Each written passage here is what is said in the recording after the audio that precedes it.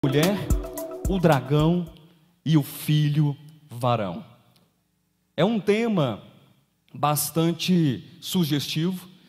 Para nós que conhecemos o livro do Apocalipse, não é um tema novo, não é um tema que a gente não tenha visto pelo menos uma centena de vezes, sem exagero algum, ao longo de quase 2 décadas de ministério.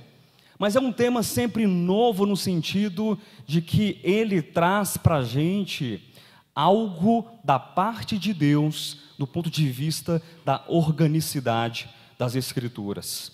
A mulher, o dragão e o filho varão, enquanto um tema das Escrituras, do capítulo 12, é um tema que traz para nós a reflexão, que traz para nós a consideração de uma grande história entre o povo de Deus, Satanás, o adversário do povo de Deus e do próprio Deus, e Deus também, que está acompanhando o seu povo na face da terra.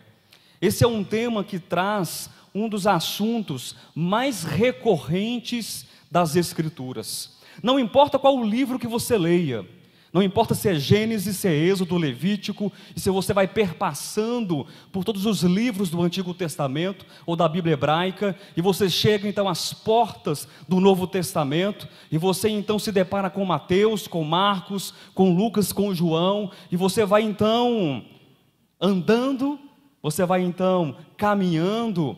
Esse tema se apresenta de diversas maneiras, trazendo para nós um assunto importante, um assunto recorrente, que é o assunto do pecado, que é o assunto da libertação do homem em relação ao pecado, ou mesmo da escravidão do homem em relação ao pecado.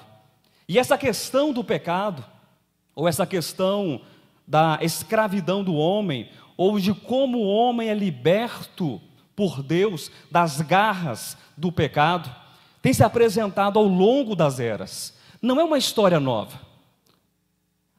As nossas falhas, as nossas deficiências, as nossas dificuldades, às vezes de servir a Deus, de congregar, de buscar o Senhor, de estar na igreja, de estar com os irmãos, de buscar a Deus, de amar o Senhor, não são questões pontuais apenas da sua vida, ou da minha vida, ou desse ministério, ou de outro ministério. Essa história de fragilidades, essa história de tropeços, essa história de derrotas, essa história de perseguição, essa história de tentações, essa história de provações, e também essa história de superação, essa história de vitória, é a história do homem sobre a face da terra.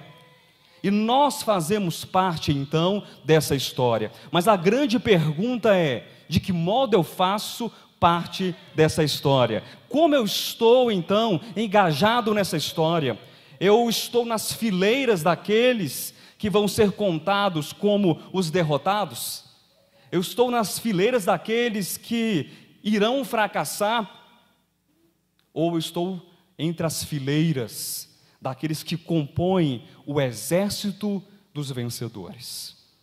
Queridos, uma coisa é certa: todos somos provados, sim ou não? Sim? Todos somos tentados, sim ou não? Todos temos dificuldades, sim ou não? Mas a questão é: como eu passo pela provação?